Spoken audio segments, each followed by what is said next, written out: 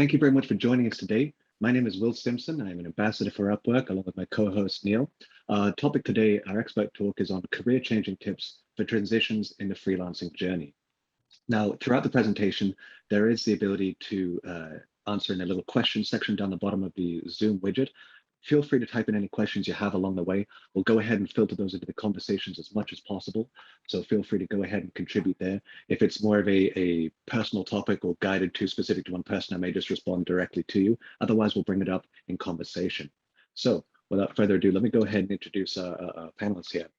My co-host is Neal Strauss.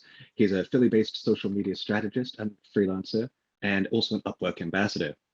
And then joined today, our experts are Steve and Melissa. Steve is a marketing and brand strategist with an outstanding track record in the design and management of comprehensive demand generation platforms that link original product and service vision to success in the marketplace.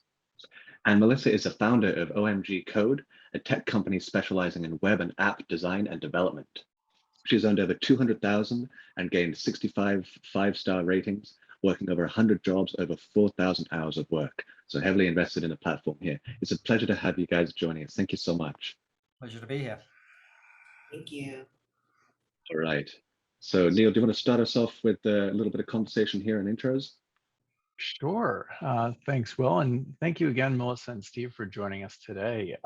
So before we start really jumping into the meat and potatoes of this webinar about transitions, I'd love to find out about both of your journeys or how you got to where you are today and a little about what those transitions looked like. So Melissa, do you want to start us off with what your freelancing journey looked like or looks like? Sure. So I started in 2016, more or less, but let me just backtrack just a little, is that before that, I was actually in medical school. And I found that that was something that I didn't really want to pursue at all. I just felt whenever I went into the hospital, I wanted to leave. And so I knew that it was something that I didn't have a passion in. As much as I love to help people, I just felt that wasn't the right way of helping that I had envisioned. So when I was making this transition, I decided that I was going to look back into my childhood, and I was like, oh, I remember, in high school, I really loved to do web and, website design and, use like Yahoo GeoCities, which is like a very old, website builder back at the time. But it was something that I would stay up all night, until I would see the sunrise the next morning, and I knew that I had a passion in it. So I came back to that, and I was, I decided to pursue that. I decided to enroll myself into Coding Dojo. And then while I was building skills there, I was also on Upwork, and I decided to, start in that realm of, as a virtual assistant. And so that's kind of how my journey started. I don't know if you want to know more, but that's just how it started. Well, let's start there and let's transfer over to Steve and hear about his, then we'll dive further into you, Melissa. So Steve, how did you get started and where are you today? Yeah, I started a little later in my career. I was had a long period of time bouncing backwards and forwards across the Atlantic doing marketing work for small to medium-sized companies. And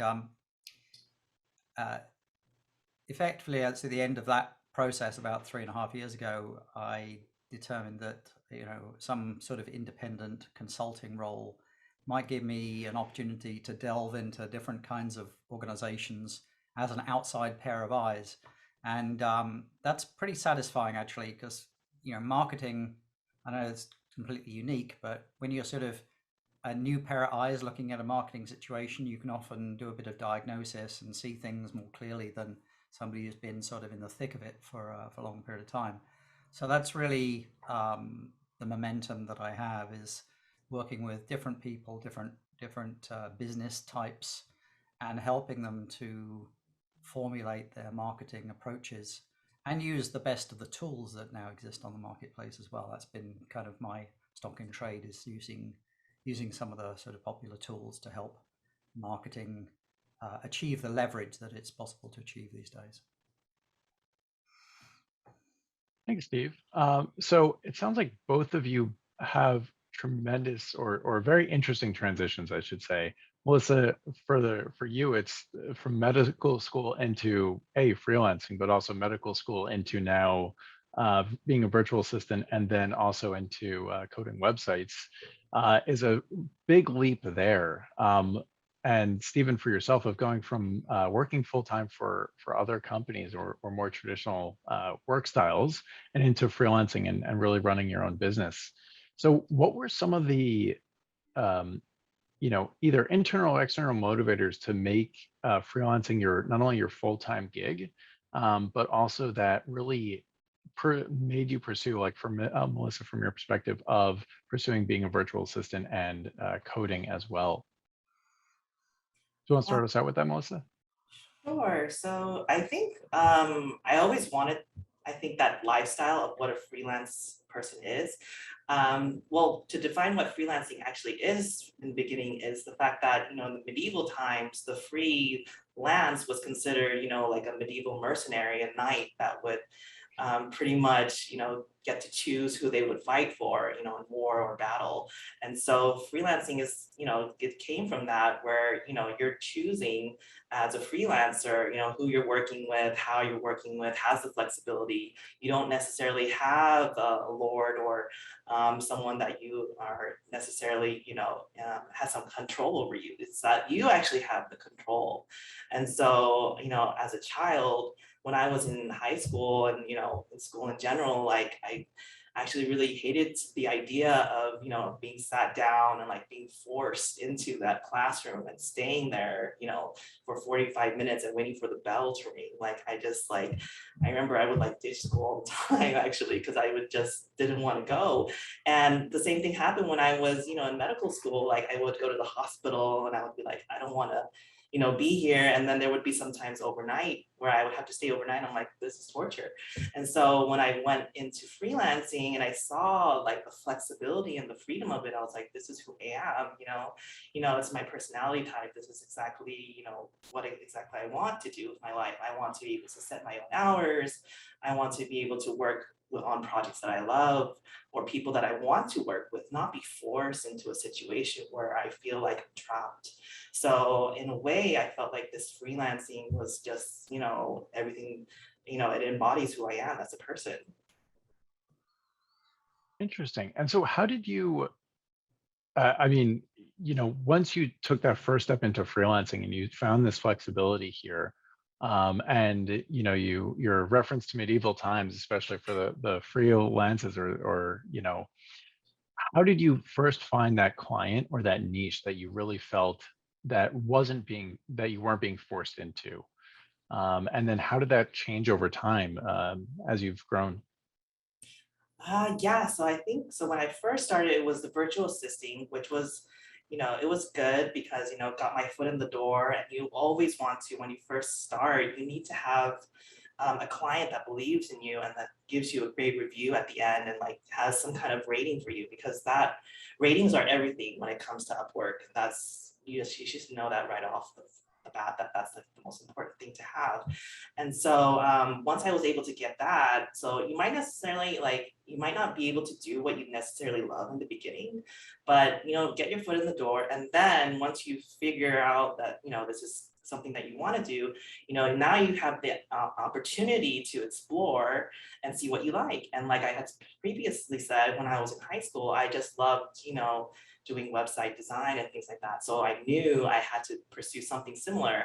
And as I was going on Upwork, the more I went into that direction, the more I started to get clients in that direction. So I would finally get that job that I liked, which was having a website development, which was a WordPress development website. That was my first gig that I had on Upwork. But then I noticed like, okay, I like this, but not necessarily my, it's in the same area, but I need to specifically find what I want in this area. And so the more I came to it, the more I realized that I just loved working with certain, like certain languages like JavaScript. I liked working with Wix and their platform. So then you just kind of, as you're continuing on this, path, because Upwork is like, it's like I guess, a territory where you can just cornucopia, right? So yeah, cornucopia of exactly. opportunities. Yeah, I don't know if you want to talk more about that, Steve. Yeah, no, I mean, I think, the danger of Upwork, amongst other things, is trying to chase too many rabbits, right? So finding your niche and establishing your particular brand / excellent area of excellence is critical to that kind of success, and I'm pleased that you're able to do it. So Yeah, that's certainly the way things have evolved for me, is having some pretty well defined tracks and and then understanding you'll what I find can out and as can't do. you're So oh, yeah. sorry.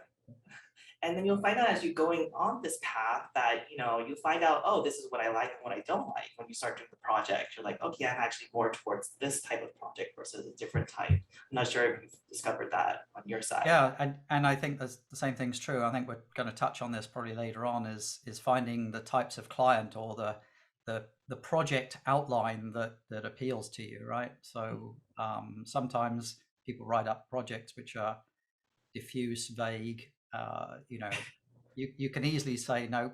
That's clearly not going to be successful for me, because I like to see well-defined objectives or timelines or good budgets and things like that. And when you get more experience, you're able to say, yeah, that one's worth applying to, because I think I'm a good fit for that, and we'll be successful together. And that's absolutely key.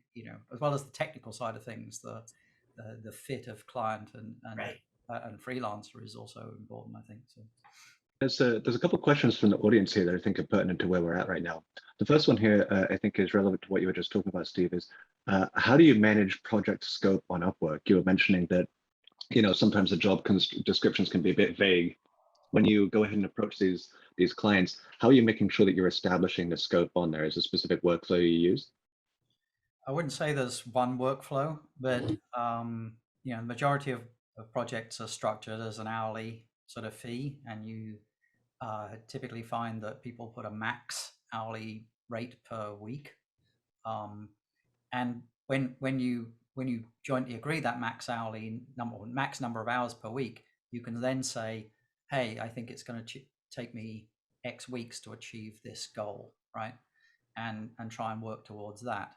Now, it's very rare that people have those goals in mind when they define a project on Upwork. They don't say we need to achieve X by Y. It's very rare to see that in a project offer. But in the first dialogue, either in the interview or perhaps in the first dialogue, as you start the project up, it's very advisable to at least get that kind of marks in mind, right? That's what establishes the confidence of the client with you in your capabilities, and it also gets you a sort of measure of success. So even if the contract doesn't end up being a long-term engagement, you at least have something that you can say, yes, we agreed we'd do that, it would be done in 3 weeks time, and we got that far. And so you can kind of draw a line under that. My own personal experience is trying to turn that initial success into a very long-term relationship where it's much more organic and sort of there's a trust between us. That you've got to get inevitably you've got to get that first kind of deliverable and success under the agreed and achieved. Otherwise, the project is probably going to meander a bit and not be very satisfactory for either of you. So. Absolutely. So Steve, bouncing off that a little bit, how has that changed over the years of freelancing? When you first started freelancing, did you have that similar mindset, or like how has that kind of developed into a way that you've been able to build these long-lasting relationships with clients? I think I brought a little bit of that from my sort of prior full-time work experience, because I was always working on project-based things with a defined timeline, right? So little known fact, as I used to work in the theatre. Now, theatre has got a very defined timeline for things where opening night doesn't move, right? You're fixed in time. Everything has to work on opening night, and so you figure out how to get there with reasonable time, resources, budget, and so on and so forth. But opening night never changes. And I always had that view from marketing projects as well, is that you don't change opening night. You always got to get to the trade show, and X people are there, and you've got collateral and meeting schedules and things like that. There's always that timeline that you're trying to work towards. So I brought a lot of that to the that philosophy to the freelancing um, environment, especially, as I said, when you're starting work with new clients and you're an unknown quantity to each other. So you define something, you get it done, and then you build on that success to get to the next stage. And that's, I think, the formula for at least getting these projects on a good footing. So. And what about you, Melissa? Like, how did you, when you made that transition from being a virtual assistant into coding websites, as being your real bread and butter, did you find you were able to bring some of those clients over or take those learnings from those first clients and use them for your newer clients?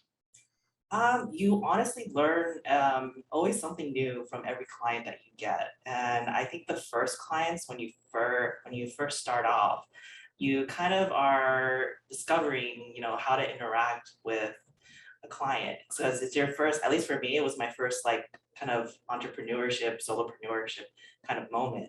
And so I guess from there, you learn, okay, this is what the client is looking for, what their expectations are. And then if you get a good review from them, that means they enjoy your work. So you kind of capitalize on that. You think, okay, if this worked for me this time, that means I should take part of the part that worked for me and take it on to the next client. And then the parts that didn't work with that client, where it was failures or maybe some kind of, conflict or misunderstanding or issue, make sure that, you have that in mind for the next client so that issue doesn't come up again. So you always have to, fine tune for the next client. And then whenever you do get a good, client and then they love your work, if they write a good review, post it on social media, because if you don't post it, how is anyone going to know, any of your quality of work? And if you want to, you also are able to show to others like, hey, I'm worthy of of someone's of work, and they enjoyed it and they had great feelings about it. You always want to highlight on that as well as a marketing opportunity. I think it's important to be able to turn at least a few of your clients into evangelists in exactly the way you're talking about, Melissa. And it's more than just a good review. There's a advocacy position that people can take in the comments they make. Perhaps even outside of Upwork, just write something up on LinkedIn or something like that would give you a broader audience. Exactly. And I think that can be extremely effective in establishing and cementing your personal brand. And brand, it's experience, yes, and so on and so forth. But that kind of brand, what you're able to do effectively, how you're able to present it, and how you're able to succeed in doing it. I think that's the measure of a successful freelancer in the Upwork world. So definitely, it kind of also makes a story. It makes your story. It makes it kind of defines who you are, what exactly that you do, and all these things, so that when people come to you and look at you, they can quickly glance at your profile and be like, okay, I can get the whole story, or at least like some parts of it based off of what they see. I wish sometimes that people did look more closely at your Upwork profile, because you get the feeling that sometimes they're asking you to do things which are bizarrely mismatched to to your real skills. It can be. So anyway, it can be indeed. Speaking of that, there's a question from the audience. Basically, it's does anyone have experience trying different types of work on Upwork? For example, if you're good at both copywriting and graphic design, does it help to switch between the two different fields to gain perspective, or is it better to sort of focus on one and go there? What's your guys' experience with that? I call it chasing too many rabbits if you do too much of that, right?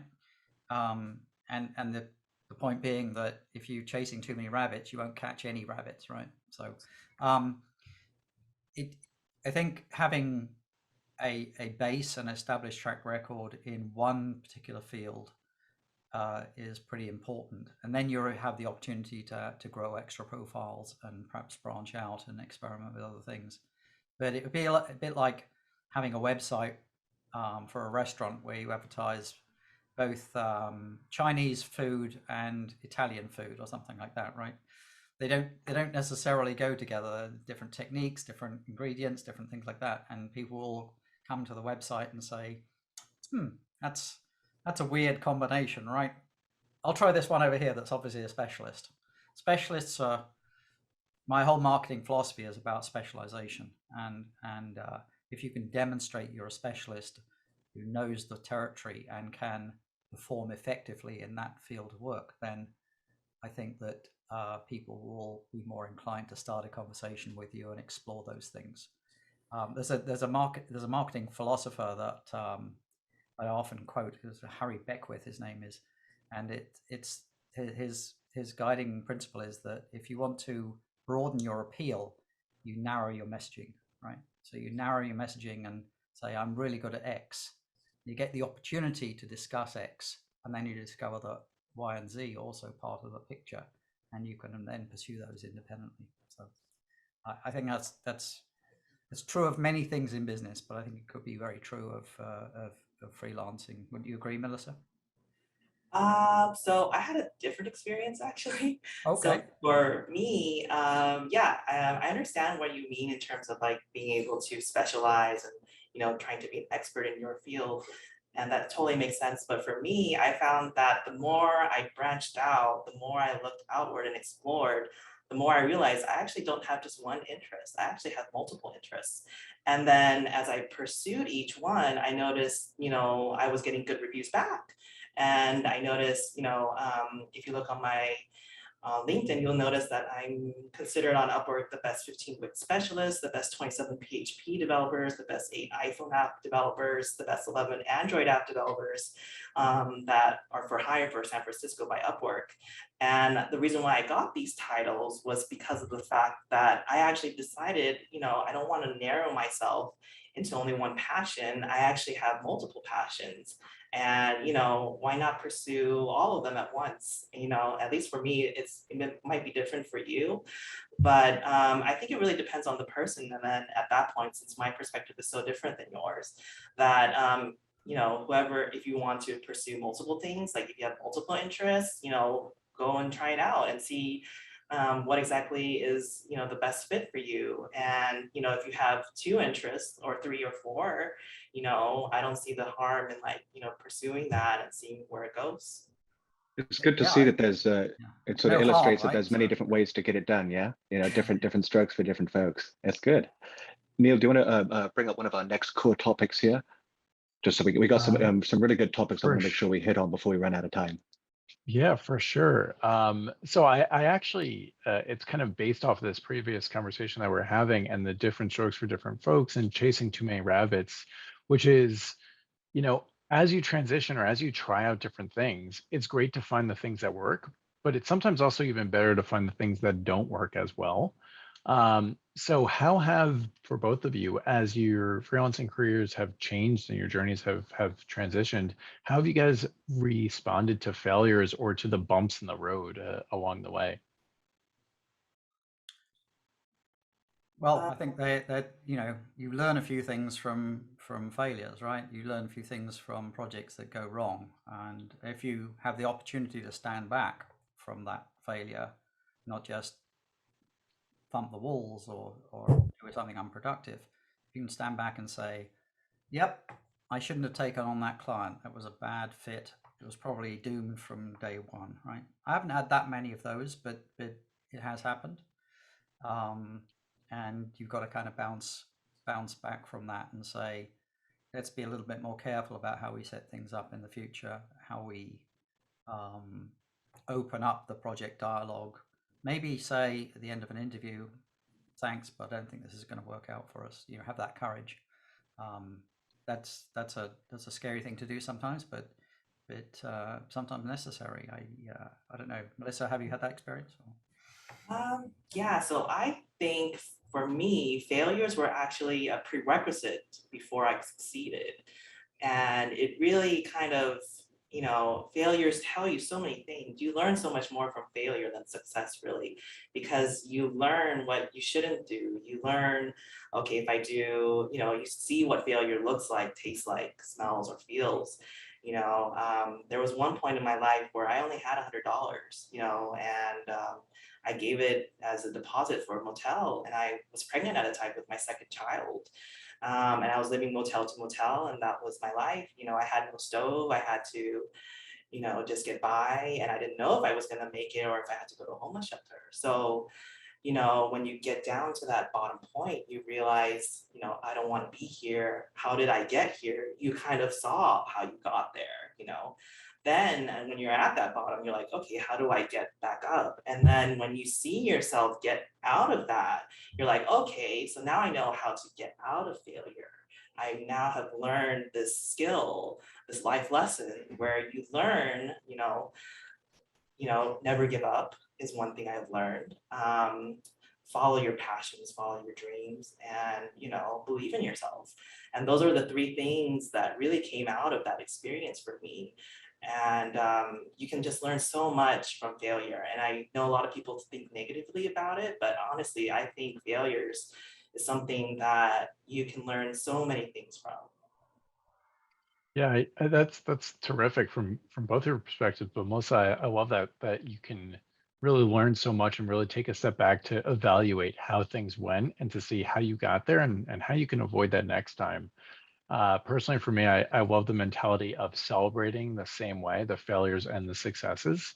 And so, if you were to celebrate a win or a real success by, going for a walk or celebrating with family, you should do that just the same way for the failures because you really can learn a lot. And because you failed at something, that means that another door is opened or there's another opportunity to change that into a door opening.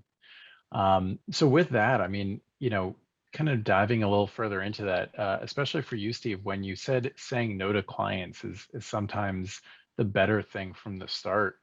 How did you, when you first started saying no to clients, were you able to find that led to better things?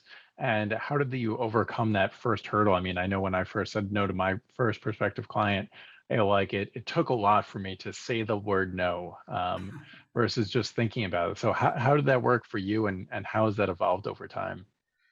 I think I'm a little lucky right now in the sense that I have several long-running projects that aren't necessarily, many hours a week or something like that, but I have basically a backbone of work to look at and to kind of rest on in some cases, and that gives you a little bit more confidence in terms of the next project, right? If you have no projects whatsoever, you're just twiddling your thumbs or updating your website or something like that, doing your own marketing activities, it's harder to say no to a project. But if you have a few clients, long-running clients, who you're established with, then it's adding to that portfolio of clients is the objective, not necessarily getting any amount of money through the door, but adding to that portfolio of clients in a way that complements and doesn't exceed your capacity, because you'll fail doing that as well, right? So I think one thing that I have found in some cases where people ask for, I don't know, let's say I've seen projects on Upwork say, we need you for 40 hours a week, right? And when people ask for something like that, I think it's A, unrealistic, and B, if you are any good at your business, you'd already have clients that were sucking up a certain amount of time in your day, so you wouldn't be able to commit 40 hours a week. So anyone who was interviewing you should recognize that, saying, hey, well, I don't have 40 hours, I only have 20, is that okay? That should be a confidence builder rather than a detractor to your offer. So anyway, but that's it comes from a little bit of experience, it comes from a bit of track record, and it comes from having what you might call a bit of an established kind of client base. Gives you that confidence to be able to filter out the good opportunities from the perhaps not so good. So.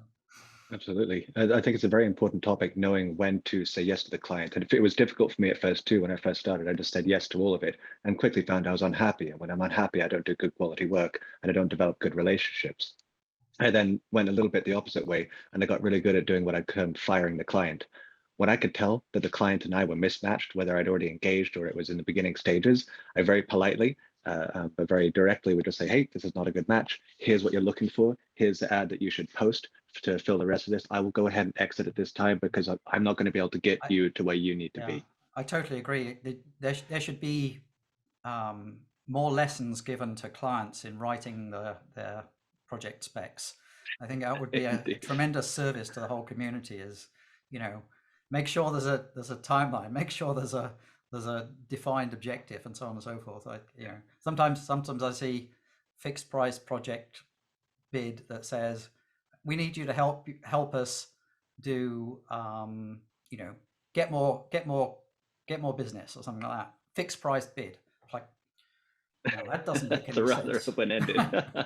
How much more business? on this topic, there's a question from the audience. Has a client ever been unsatisfied with your work? And in that case, what do you do at that point? Let's say you're mid-contract, you've been working on it for a while, you've got billable hours billed, but they're just not really happy, and you guys are oil and water. What was your experience? What did you do in that scenario? How do you extricate yourself?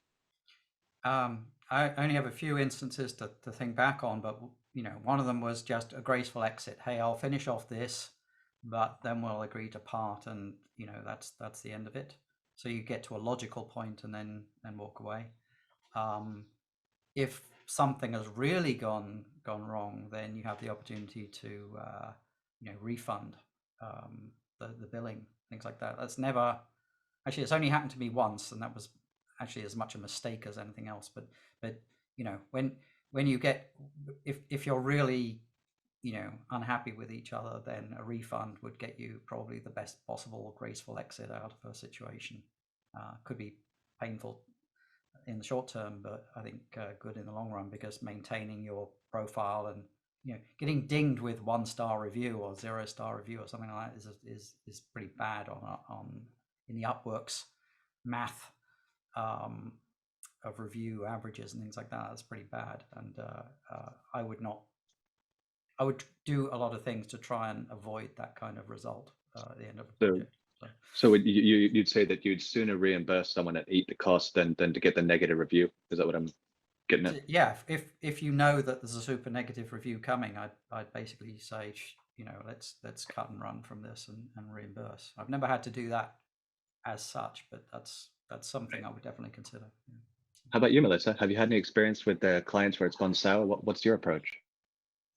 Yeah, I think Steve is right about that in terms of if the client is not happy with your work and you're not delivering, it's most likely not, probably some misunderstanding or some issue. But yeah, a refund is definitely something you should consider, and definitely give it as an offer to the client, because they expected some part of work that isn't fulfilled by you for whatever reason, shape, or form. So providing that refund back kind of gives a sense of maybe for me I overstepped my skill level, or maybe I didn't realize of the scope of work or something where I was the one at fault. And so you have to be very honest with yourself, admit that you had a fault there in some way, shape, or form, and then I think it can demonstrate integrity if you can do that, right? So that's an important facet as well. So I mean, both those points, this last point that we just talked about in the previous one, which is sometimes those failures or those bumps in the road make it a big warning sign of, oh, it's time to transition, or it's time to rethink things. But and the answer may be that that's what makes you rethink things. But when there isn't a bump in the road, how often do you both reevaluate not only your niche, but the way you work with clients and the way you're currently pursuing your freelance journey? Are there other road signs, so to speak, that pop up and say, hey, Melissa, it's time to rethink things? Yeah, so for me, I'm constantly reevaluating pretty much every day. Am I doing the projects that I want to work on? Am I passionate about it? I think the most important compass is really your heart, and knowing exactly what you want to do, because your heart will, ultimately you'll know what your head will work on. So I would say just follow, your dreams, follow exactly what you want to do and pursue, and then from there, you'll find the projects that you want to work on or the clients that you want to work on. And you'll notice when you do that, you end up getting great, fantastic reviews from it. And so the more you pursue things that you love and are passionate about, the more you don't have to have failures. You don't have to give a refund. You don't have to, because you're doing something that you love. You're putting your 110% into it. And so really failure doesn't happen. It doesn't occur in those situations for that. What about you, Steve? Well, I try and have a little mental sort of calendar. It's more than a mental calendar. What I do is I book myself some travel. I've always been very travel oriented, so I book myself some travel at certain point in the future, and I kind of work towards that as a next milestone. I always like to see the next travel opportunity coming up, like 2 or 3 weeks or something like that of travel, and I'll plan towards that and plan the arc of various projects and things like that, so I can actually fit that travel in. And travel is breaks. They don't necessarily mean that you're 100% downtime unless you're completely off the grid, but at least it's a change of scene and so on. And God knows, this is not the easiest life as a freelancer. You have to recognize that you're not necessarily going to get as much money coming in this way as you would with a full-time job. But programming your life, taking off, a trip, time away from your home office, maybe just saying Thursdays every other week I'm going to be going out sailing. That happens to be one of my passions, right? So Thursday, I'm going to be on the water. I'm not going to be available for meetings and so on and so forth. The fact you're a freelancer, and you can emphasize the free part of the equation there, gives you some benefits that you wouldn't get in a full-time employment. You should definitely take advantage of those things, and you use that those little goals, those little prizes, if you like, that you give yourself. That's the reason to pursue this as a way of work. The fact you can do that. If you're just going to be sitting at your desk 7 days a week and just slaving away the whole time, then you're not realizing the benefits of this particular kind of way of working. In fact, it can be worse. It can be more depressing and more of a kind of a hamster wheel, unfortunately. But if you give yourself a bit more time and space to enjoy things, then I think you'll celebrate what you're doing and be more passionate about what you're doing when you're actually at the desk and typing away. So, I had a good question from the audience. Sorry, Melissa, do you have something to add on that one? I didn't mean to cut you off. Yeah, so I kind of agree with Steve in terms of like, you want to make sure you don't burn out in terms of like doing too much, because at least for me, like I kind of take way too many projects sometimes at once. And that's my own fault, my own issue that I have. But you do need to set aside some time, because as a freelancer, you are given the freedom to do what you want to do, and that includes what you do with your time. And for Steve, it's traveling, and I am completely the same way. I'm a digital nomad. I'm currently employed at Common, and I don't know where I'm going to be in a couple of months. But the fact that I'm able to travel, it gives me like this like sense of like, oh, I love this job because I'm able to do other things that I have passion on. So freelancing is great for that. Nice. There's a question here that I think is a good one to bring up. So how did you get traction during your first year as a freelancer and turn a moderate influx of work into consistent work? And what were the most helpful things you did to sell yourself to clients? I'd like to start off here, as this is sort of my specialty as well. I would say that in my experience, I learned the waves of my client's business. I have people that come trade show time of year, they're going to need new flyers, they're going to need new business cards, whatever. So I sort of track my calendar year. So for the first year, I didn't know how to make a regular steady income. But as you have the repeat clients, which I think is, in my experience, the key is getting repeat clients, Because if you're spending all your time putting out bids, you're not getting paid to put out bids. You're getting paid to deliver work. So the more long-term clients you have, the quicker the communication gets, the more you're actually doing billable hours. And the way that I've succeeded at doing that is focusing on developing close relationships with my clients. I still have my very first client that I ever had doing graphic design. And it's by being human, by being responsible, and also checking in. Do you have everything that you wanted? Are you happy? That it sounds like a silly question, but asking after I sent it to them, because some people, I can be guilty of this, that someone brings me the wrong meal at the restaurant and they're like, how's everything? And I'm like, it's great. But in my mind, I'm never coming back here. So when you actually just ask the question, are you happy? Have I delivered everything you want? So I think it boils down, from my experience, is building quality connections with your clients. How about you guys? Yeah, one of my bosses, first boss I had in San Diego, actually used to say, confess early, confess often, right? Confess early, confess often. So you realize that not everything you did exactly met the client's expectations. So when you see the quizzical look, I would say on the other side of the table, but usually these days through a Zoom call, right? We said like, huh? Why did you do that? Like, you just like, I did this because X. Did I misunderstand the issue? In which case, let me fix it, right? So it's exactly what you said. It's being honest enough and confident enough to be able to really ask whether you satisfied the expectations, right? So you understood the brief or the problem that you're trying to solve, and actually delivered the solution. And if you can ask whether that was really true, then you develop a long-term relationship. It's fabulous that you managed to keep your first client over all those years. I say it doesn't look that old, right? But it's been 8 years I've been doing it, so it's a significant amount of time. So, yeah, pretty good run. So I would say a follow-up to this same topic, though, is once you've developed that good relationship with the client, is always asking for more work at the end. So that the original question is, how do you turn sporadic work into more consistent work? Maybe part one is create the lasting relationships, which we discussed the techniques, and then part two would be, now that I've done your logo for you, let's get your website matching. Let's get your flyer matching, and you'll have your own equivalent of that, I'm sure.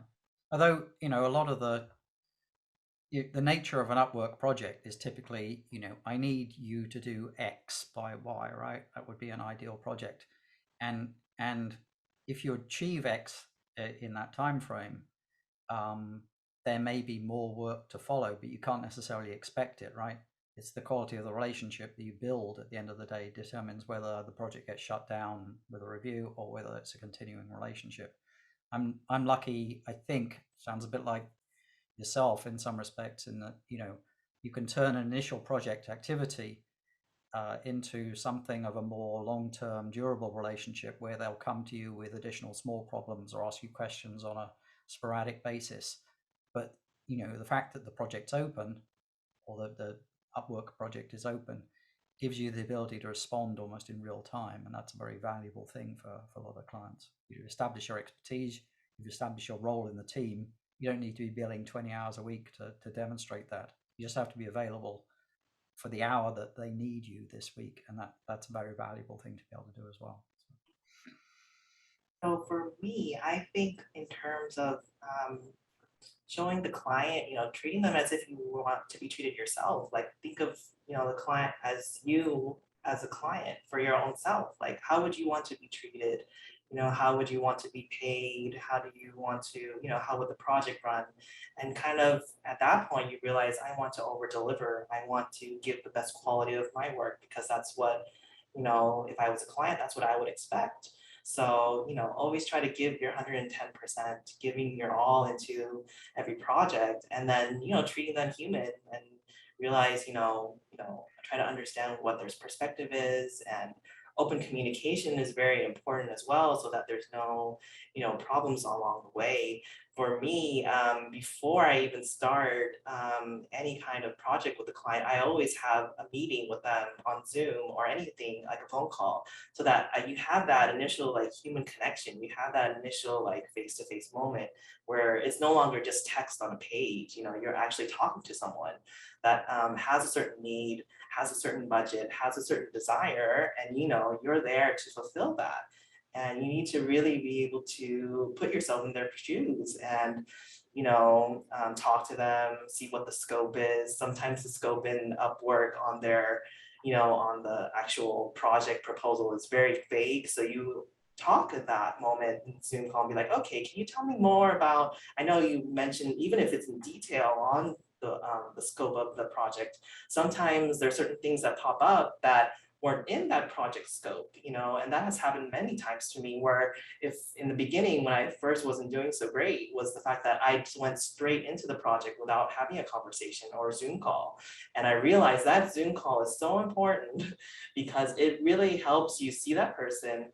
You know exactly what they want. They're explaining it to you in English, and all the details that they're looking for. And eyeball to eyeball, right? In some sense. exactly, yeah. Yeah. And then from there, you're writing up a proposal. So you write up an estimate pretty much, and you're saying, okay, you itemize, okay, this is going to take this amount of time. And then the next part, and this function is going to take this amount of time so that they know, itemized list of all the things that they're expecting so that when you send that proposal back to them, they'll look at it and be like, oh, we missed X, Y, Z, or oh no, I want to take this part out. So then now you have like a document that both of you can agree on. And then from there, once you've agreed on this document, if something comes in the future and then they're like, I want X that wasn't in the document, be like, okay, wait, I remember in our first Zoom call on our estimate, you didn't talk about having this in there. Now you have proof, you have documentation, you can talk about, why this wasn't there. And then they'll be like, okay, so now I'll have to add on top of it instead of, having a scope creep. So I think that Melissa, that brings up an interesting thing that I think we were going to talk about a little bit in this context, which is about having the tools at your disposal to help that discipline emerge, right? You just talked about, documenting a project in, we'll do X and then we'll do Y and then we'll do something else and so on and so forth. And you I think talked about using Trello and things like that as Yes. workspace tools. Is that something you share with your clients as a way to keep the dialogue going and keep each other on the same page, or is that something that you just use yourself, right. self-discipline, if you like? It's usually self-discipline, but that's actually a good point that I should probably, have something for the clients to be able to see the progress and be like, okay, now I'm at this point in time, and then now I'm going to be moving on to the next part, and here are the due dates, kind of like milestones that Upwork already has, but then they'll be able to see in real time, like maybe more subcategories of, what exactly that you're trying to work on that, oh, you're working on this part now. Yeah. So that's actually a good idea. I think those are tools that you kind of evolve into, and that's something I think probably a valuable lesson to learn at the early stages of your Upwork / freelancing trajectory, right? Is having some tools that you routinely rely on, and that will help you in the process of being disciplined about responding to requests, working on timelines. Exactly. Tracking time is a discipline that Upwork enforces on us for the most part, right? It certainly does. But tracking, money and so on and so forth is something that isn't talked about at all. The Upwork tools are pretty poor in that respect. So that's something that you need to be, able to bring to the party yourself. So. Yeah, there are a lot of personal things that you have to deal with when you're starting off that you're like, okay, I need to learn some time management skills. I need to learn financial skills, budgeting. And it's just because you're a solopreneur, you're the first, you're doing the whole business by yourself. You're like learning the basics of, how to start a business. And it's so important, I think, to learn that skill, and you'll learn it as, time goes by. There's a question from the audience here. Sorry, in the interest of getting to one of our core things here. Danielle's asking, Daniel, I think, are there any key indicators to focus on when deciding when and if it's the right time to transition to full-time freelancing work? Or is it specific to each person's situation? And I'm going to kick off with my little anecdote, which is I was miserable doing what I was doing. And to supplement some of the work that I was doing, I hired a freelancer on Upwork, realized how cool that sounded, and I dove right into it. So for me, the major red flag was I was making good money, but I was bloody miserable. I woke up dry heaving each morning from stress and anxiety. And I said, none of it was worth it. And I didn't have any time to go on vacation. So for me, it was what I was doing wasn't working. And you could change my job to any other company and I would have felt it probably the same way. So for me, it was, I was tired of working within someone else's constraints. How about you guys? Yeah, I think that's a good indicator. Never got to the point of dry heaving in the morning, but certainly had some sleepless nights at various points where I was wrestling with a financial or logistical or personnel problem. Often personnel problems, right? And that's a bad situation to be in, right? If you're reach that stress level in your work where things simply aren't going in the right direction for you, and that's definitely an indicator you need to make some changes. Not saying that freelancing gives you carte blanche to be happy all the time, but Absolutely not. but certainly it's you have an escape route a little bit, right? You can always close down a project. I mean, not abruptly, but you can say, okay, we're going to take it thus far and then walk away and do something new. I think Melissa's got some, clearly her transitions have been more deliberate, right, in terms of moving from space to space, from skill to skill, and moving much more towards what she has a passion for and obviously very skilled at. So that reduces the stress level when you can achieve what you're promising in an economical and systematic way. So. Yeah, and I also think it's good to be able to, if you're having too much stress, you're having too many projects, maybe it's time to branch up and, look upward and be like, okay, maybe it's time to open up a company, an agency on Upwork, or, start your own, situation where you're starting to hire other people to help you. Because if you're having, so much demand in your work that you're overly stressed, which for the most part I'm at fault too most of the time, that I need to also hire people, that, give other people a chance to have that ability to, also rise and become a great freelancer, maybe under your guidance, so that it's a chance for other people, you're able to bring other people up and be like, okay, maybe I'll bring my stress level down and then help at the same time I can help others, also work and achieve a probably living. this is in your future, Melissa, but some way in your future. But I've helped my own kids actually a little bit by employing them as part of my business at various stages. So give them a little taste of what might be interesting. So something to look forward to anyway. So. Yeah, definitely. Yeah, and then also like if it's also like too much stress level too, you can also increase your rates and be like, okay, maybe I just need to increase my rates, and then maybe my client list will go down, and then you're still getting paid highly, at the same time, you're no longer stressed out because of that as well. So One thing I've found for myself is I'll always find some way to get stressed out. And that's not necessarily a bad thing, especially since now that I'm freelancing, I've found that when I get stressed out about a client's project, about a deadline, or about something I want to do, it's less because it's stress that's weighing on me and more of a challenge that I like genuinely love and want to accomplish and want to figure out how to do in a better way. And I used to try to like stop myself from thinking that way. And then once I realized that, once I open that up and I allow myself to say, like, it's okay to think about business outside of the quote unquote 9 to 5. And it's okay to, go on walks and be thinking about, well, how can I change this around? Or how can I work with this better client? Or there's a proposal I just got, an invite to a proposal. Like, how can I better respond to that? I sometimes find that those are the questions that keep me up at night in a good way because I'm so enthusiastic about them and I want to keep pursuing them and I want to keep thinking about them. But with that, we only have a few minutes left. And both Melissa and Steve, you both have a tremendous amount of knowledge and experience. So if we're talking to a lot of people on this call are relatively new to freelancing, a lot of people are going to be taking that transition soon into freelancing, and some people have been doing it for a while. So if you were to part one or two pieces of wisdom onto everyone, what would you kind of leave us off with as ways or ways to look at transitions?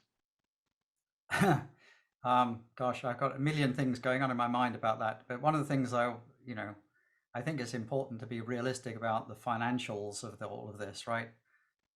Everything makes a lot of sense in terms of managing your time and things like that, but just be careful that you're actually doing things that actually are beneficial financially.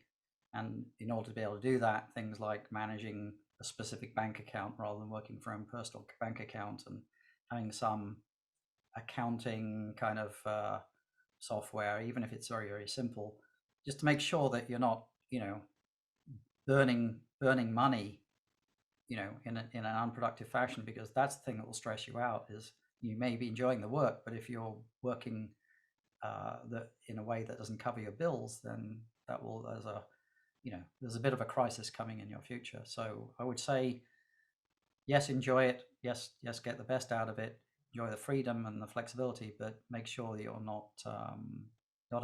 not leading towards financial disaster. So that's my answer. I am 100% in agreement with you, Steve, because of the fact that, freelancing is great in terms of, freelancing has no ceiling. Like, you can literally, the sky is the limit, as Upwork constantly says, up you go. But also the fact that it also has no floor. And when you don't have a floor, you need to install safety nets and make sure that, you don't, reach somewhere where you're just falling and there's nowhere that will catch you.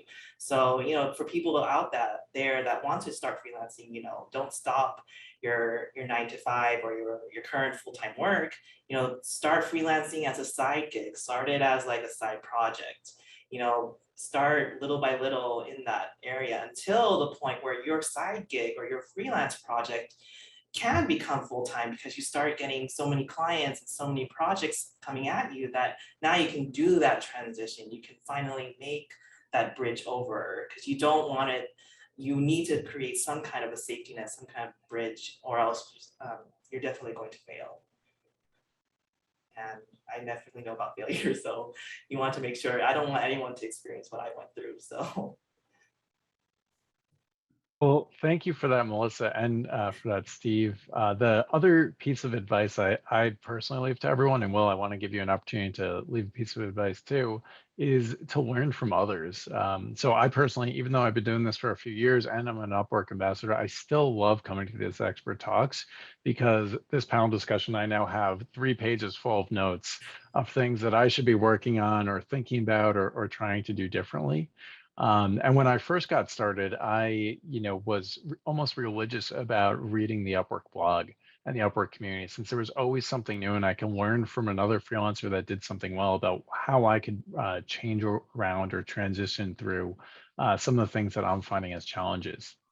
So with that, Will, any parting thoughts for us? Yeah, I think for me, it comes down to be true to yourself and know your value. A lot of people, when they first start freelancing, and a lot of people have said in the questions here, put out proposal, I haven't got any traction yet, I've got no reviews. Yes, that is a part of it. But instead of just cutting your rate down to $2 an hour, instead focus on establishing value. The clients that you encounter for the most part on Upwork are not the expert in what you do, hence why they're hiring someone to do it. So someone comes to me asking for a logo and they say, it'll take an hour, right? I'm like, no, it's not going to take an hour. It's going to take a few days, and you're banking on 10 years of experience to get here. So know your value, be confident in yourself. It is hard slugging when you first start, but just keep at it and use the educational resources that are abundant, like this meeting, as well as the events links on the Upwork communities. Look at the webinars on how to set your pricing, how to dial in your profile. Use these resources, they are abundant. Thanks, Will. And so there were a couple of questions here about if this webinar is being recorded. The answer is yes. So give it a few days before it's able to be re-uploaded, and you'll be able to access it the same way you access today's webinar. But with that, thank you, Melissa, and thank you, Steve, for joining us today, for all of your tremendous advice. Again, I'm personally really excited to jump back into freelancing and to rethink about how I can improve my personal freelance business. And thank you all for joining us today, and hope to see you at a future Upwork event soon. Thank you. Absolutely. Thank you, everyone. Thank you so much. I'm so happy to be here. Bye, everyone. Have a good rest of the week.